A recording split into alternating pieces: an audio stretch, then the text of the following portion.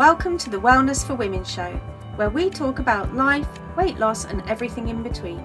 I'm Faye Caseman, founder of the AAA Way Life and Weight Loss Programme, and I'm here to help you put together the pieces of life and weight loss for one last time.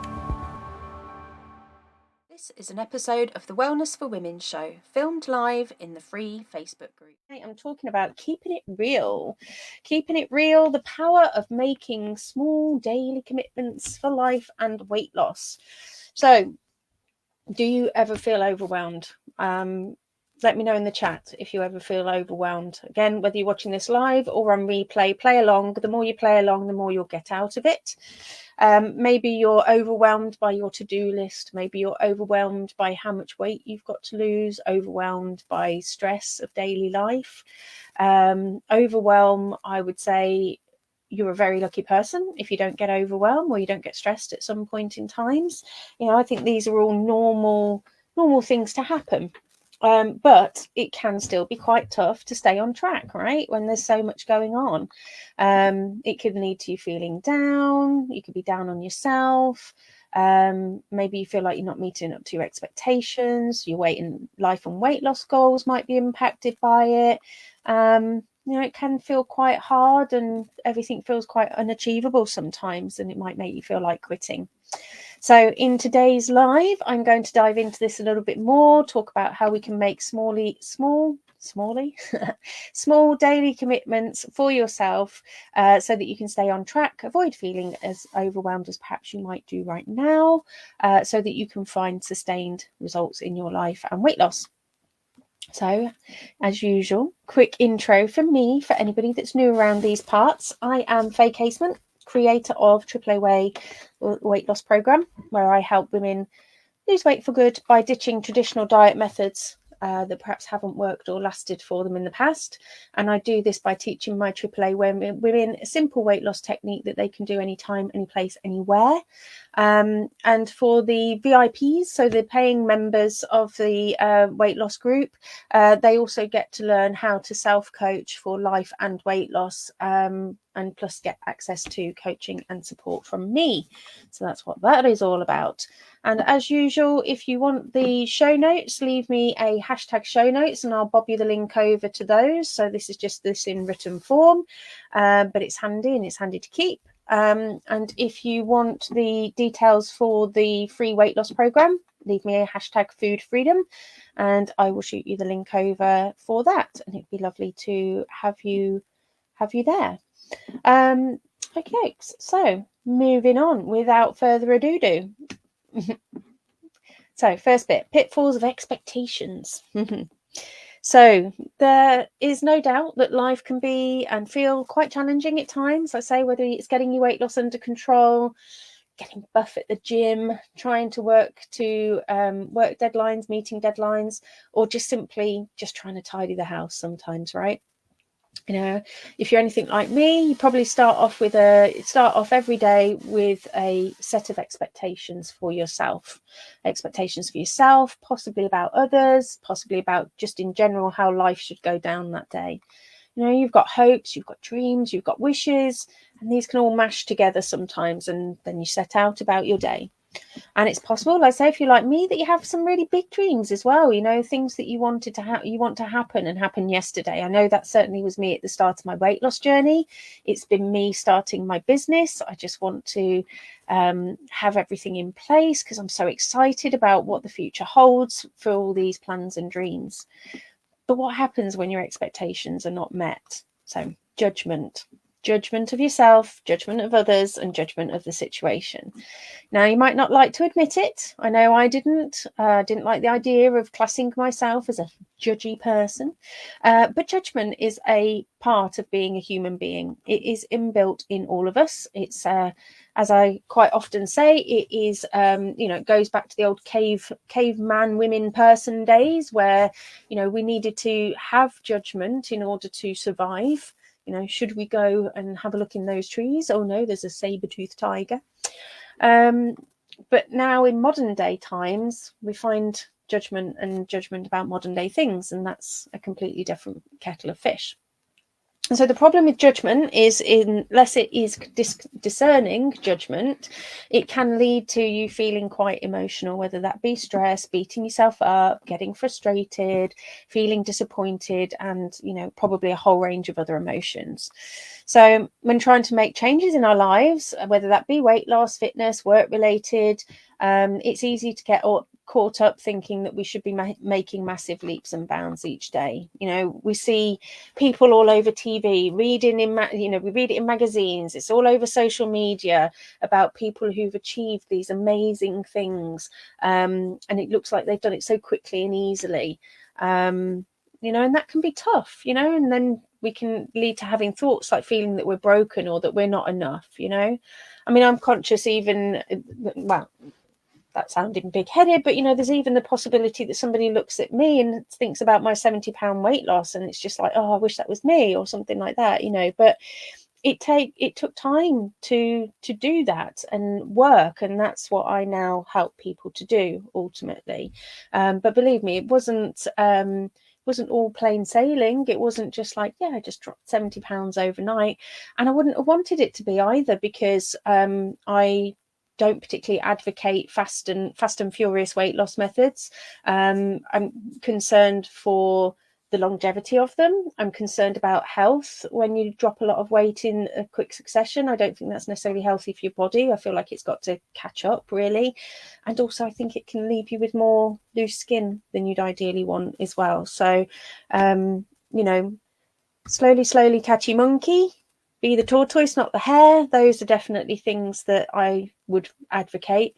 Doesn't mean to say that you don't necessarily have to push yourself, or sometimes, you know, sort of take yourself out your comfort zone. That's all part of growing and growth, and, you know, learning who you want to be. But, you know, like I say, seeing these miracle transformations, and that is really quite, you know, not necessarily always realistic. So we always have to try and remind ourselves of that, I think.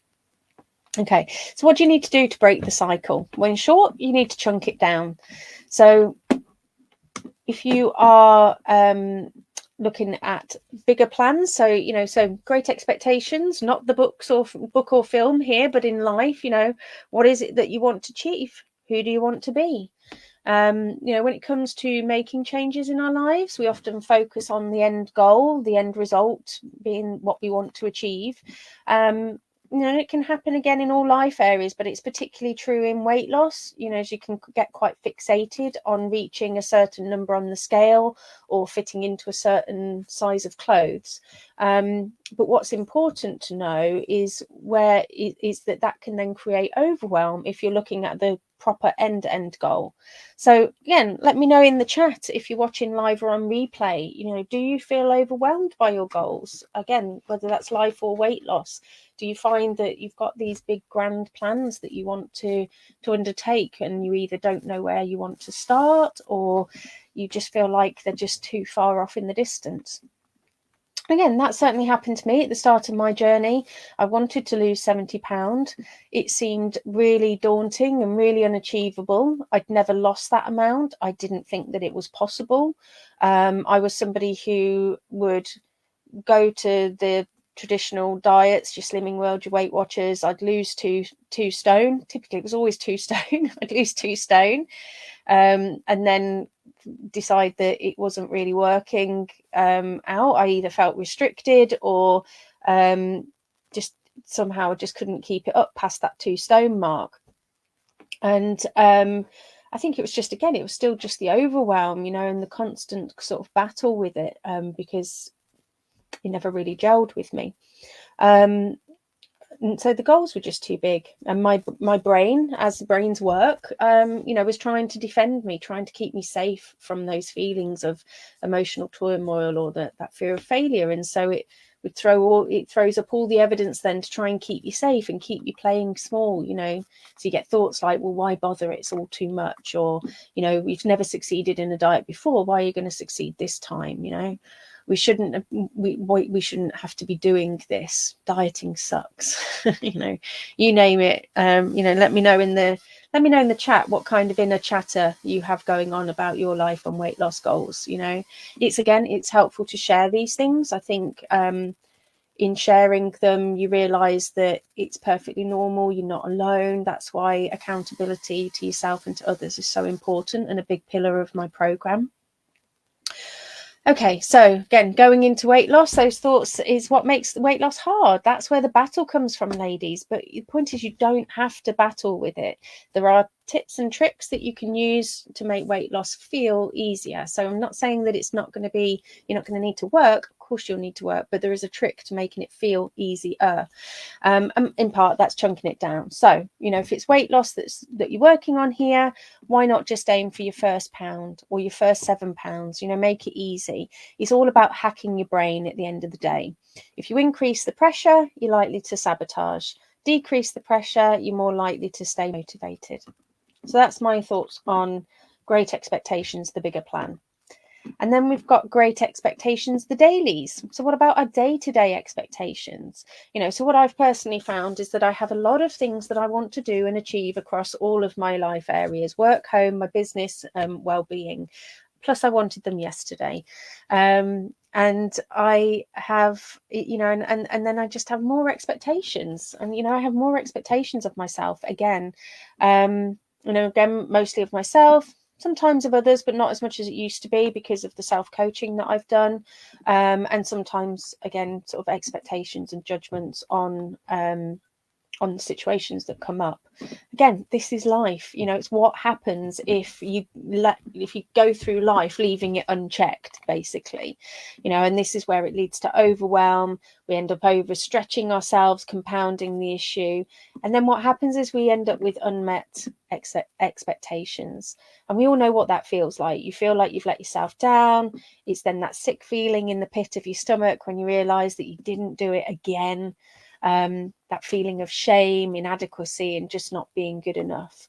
And when you feel like you've let yourself down, you're likely to be then really hard on yourself, And again, this is what makes it hard. It's all those thoughts and feelings is that leads to the suffering. Your suffering always comes from your thoughts and your thoughts about a situation. So does that sound familiar? Let me know in the chat. Do you find that the mind chatter brings on the suffering and all those kinds of feelings? So again, if it sounds familiar, just want you to know that you are not alone. This is something that we all go through. It's perfectly normal. It's also okay to make mistakes, to have an off day, to fuck up, and I like I say, I never want to give the impression that I somehow live this amazing life. Every day I still find that I get overwhelmed at times. I still feel that I don't do what I'm going to say that I'm going to do. But the difference is that with the self-coaching, I don't let them stick. And I try to work on them.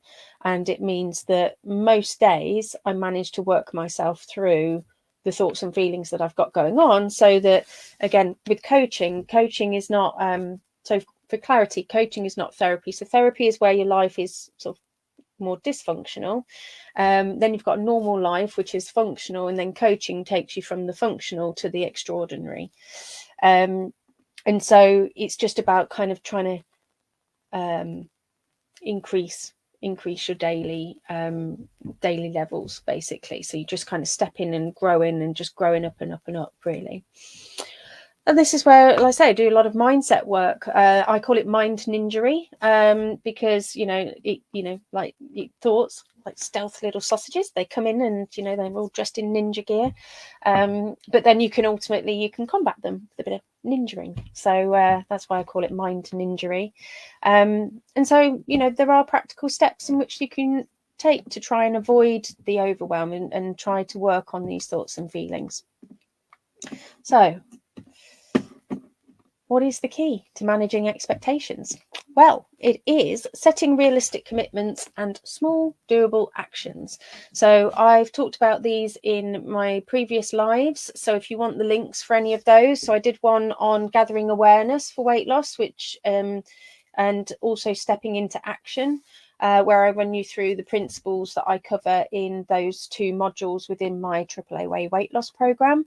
These are basically pretty much the whole weight loss program, or the basics of it, if you see what I mean. There's more to it, obviously you have to go into the course, but it gives you a good overview of them. So if you want those, Again, want the links, let me know. So they were gathering awareness for weight loss and stepping into action. So again, just let me know if you want the links for those, or check out the guides section, because they're all in the guides.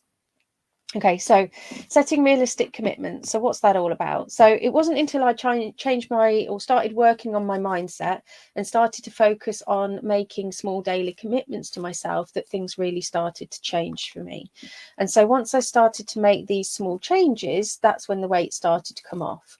And then I've applied that to other areas like work. I applied to my business, housework. It can be applied everywhere. Hence why my program really is about life and weight loss and how it all goes together.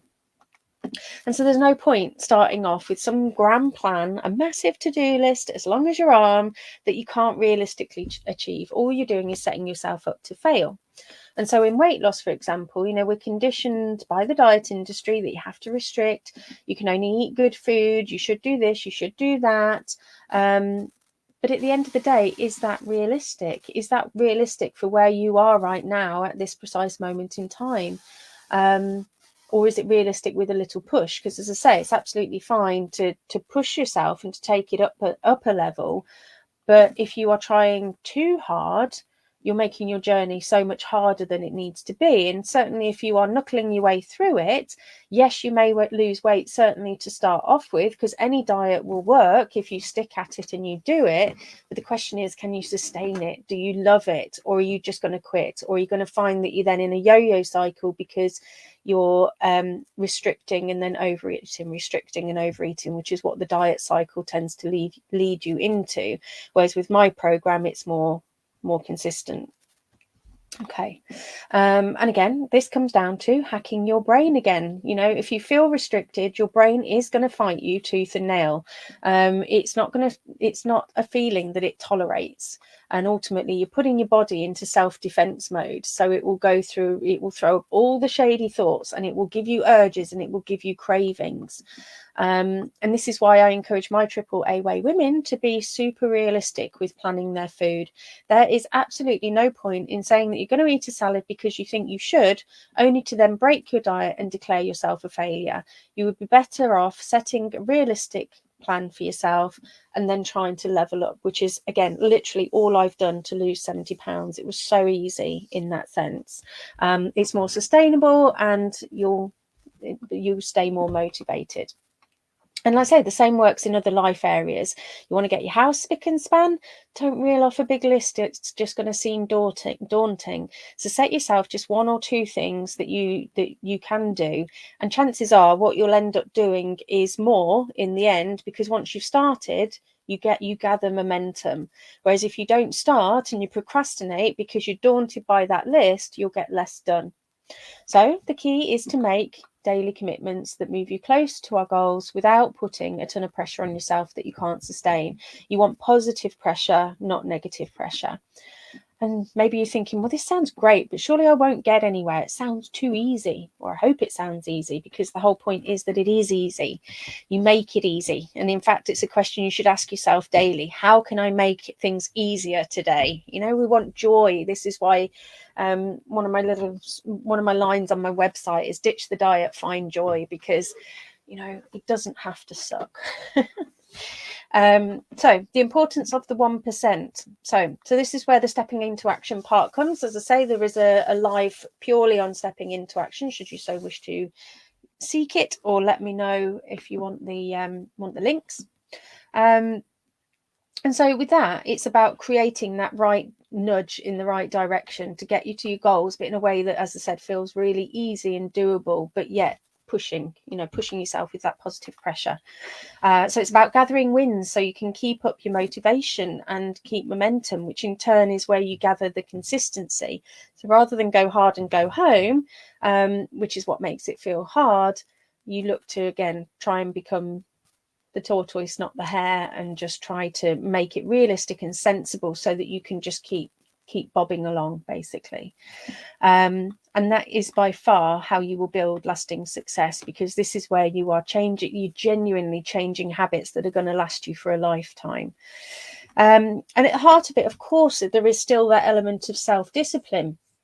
You know, you need to be committed to yourself and doing something for yourself every single day, no matter what, you know, for yourself. And then you'll start to form that habit. And again, it will become second nature over time. And so this is why, again, if you catch any of the previous lives, I think it was it might have been the goal setting one. I did one on goal setting. The focus needs to be on the process. It's the process, staying in action, keep moving forward, that gets you to your goals. And as I say, over time, those small steps will add up and make big changes in your life. So what are you waiting for? You know, why don't you start this today? You don't need any special tools. You just literally need to start where you're at. And if you're not sure where to start, then the answer is simple. Just start with one small thing. That's it. You just choose one thing that you'd like to change, make it your focus, and then when you feel that you've got that one on lock, you can move on to the next one. So typically they say it takes 21 days to form a new habit. I think the only thing that I would say to that is that, yeah, I can pretty much do most things for 21 days. It might form a habit, but you just then got to watch that it's also quite easy to fall out of them again. So trying not to get complacent is also perhaps some advice that I would give, because that's easily done. But again, you know, if you've got the skill set and you've got the tools in your toolbox, you just pull them back out again, and you just look to work through it, and it just then flows ultimately. And so then, like say, after that, you can make another change and another.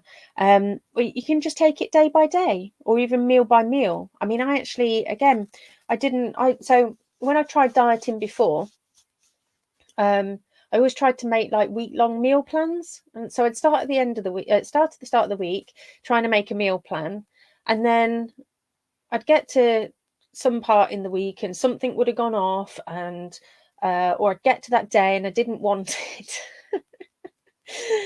and then because I wasn't sticking to that weekly plan, I was then a bit like, you know, I failed and blah, blah, blah, blah, blah. And so again, it led to a lot of sabotage. Whereas when my mentor pointed out that you could just make a 24-hour plan, I was just like, that's freaking genius.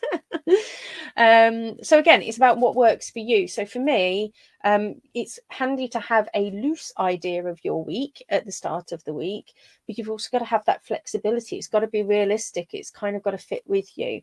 And again, when I go meal by meal, because my food hasn't really changed. I haven't really changed the kind of food that I eat or anything like that. But what I do is I just look for level ups. So that, again, I'm just keeping it easy. So I'm enjoying what I love, and I have all the foods that I love, but I'm just trying to make little tweaks here and there, and it all adds up. So again, the beauty of starting small is that it makes it easier to stick to with that new habit. Okay, so ideas for small changes. I'll rattle through them because I feel like I'm running to time here. Not that I've got to be anywhere, but so some small examples that you could do to achieve change. So committing to go to a little 10-minute walk every day, even if it's just around your neighbourhood. So one of my business coaches, Molly Mahoney, an epic human, by the way. You should go check her out if you have a business of your own. She's been doing this recently. She posts about it. So she started off with doing 5-minute walks. Now she's at 8, and so on and so forth. You know, ultimately, you know, I should point out that your brain is likely to tell you that that's not enough. But it's just simply not true. You know, we're just playing the long game here, folks. You know, no point in trying to run a marathon and quitting and never running again is what I would say. Maybe aim to choose one healthy meal or snack to eat every day, such as a salad for lunch or an apple as a mid-morning snack or something, instead of perhaps a chocolate bar and a burger, you know, whatever it might be. Maybe you want to try cutting back on screen time by 5 minutes. Maybe you want to spend 10 minutes a day decluttering your house or home. So one of my AAA ladies, actually, she uses something called the Pomodoro technique, or has used the Pomodoro technique. So it's basically you work for 25 minutes, then you go and have 5 minutes break. And in that 5 minutes, she would go out and weed the garden. And then before you know it, just those 5 minutes all add up, and you've perhaps weeded the garden for the week, you know. So it's surprising how these 5 minutes add up, but your brain would be like, it's not good enough. But yet saying to yourself, I'm going to go out and weed the whole garden would probably be I really don't want to do it. So, you know, it's all about hacking your brain. Okay, nearly there. Recap. So, small changes made consistently over time can result in big results, especially true when you're making healthy changes in your life for weight loss. Just start with one thing and look to level up from there. Set yourself realistic commitments, take simple action steps, level up and keep going no matter what, and you'll be surprised at how easy it is to stick to it. And that's it, folks. So I hope that you found the video useful. If you did, give it a thumbs up. Keep watching every week, 8:30 p.m. UK time, Wellness for Women. And if you never want to miss a live or a free resource, make sure that you pop over to my website. Thanks for listening. And don't forget, if you want to boost your life and weight loss the AAA way, check out the relevant links for today's show in the description. Speak soon.